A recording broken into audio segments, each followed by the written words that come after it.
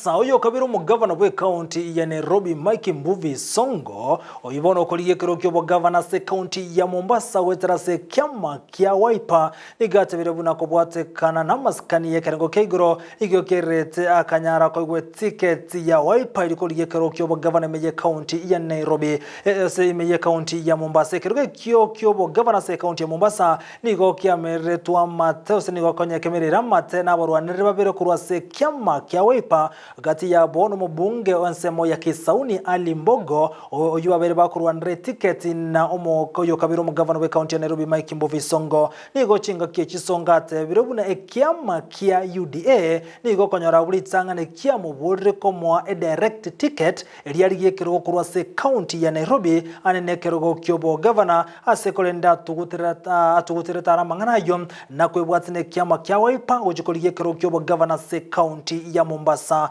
no nabo ni gochinga kye chisongate birobuna obocholi bo mwako yo ni gomurebe kyama kya Wiper Stephen Kalonzo Musyoka abwanete ko ruke bandera yo koliye kero kyoburebense asekerenga kelibuna se chintundebere chiabere chigweta oberega ko mubwatsi ya omurebe kyama kya ODM Raila Morodinga asoko gani kwaye kwalenga buna Raila anyare ko bwatsi Kalonzo eri Kalonzo anyare ko ruke bandera yo mubwazi myo one Kenya asoko liye kero kyoburebense.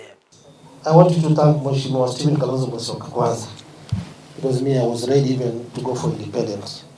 You all know what transpired during my impeachment case. That is a story for another day. But Mheshimiwa Kalonzo is an elder to me. He's like my father. He's a relative. Nilitondo kama mimi mwenyewe. So nilikuwa nimeleta shida nimekataa. Actually, I had a direct nomination for UDA Nairobi. But because of the respect I give to Mheshimiwa Kalonzo, umnulie ng'ombe huyu mzee. Kwa sababu ground ilikuwa imelipuka, iko moto, watu wananiambia kuja hata independent, kuja hata na chama ya kijiko, tutakupatia kura. But because Mheshimiwa Kalonzo ni kama baba yangu, nilikubali kumheshimu na yeye aliongea na wale wakubwa wetu na wajua kule juu, I don't need to mention names.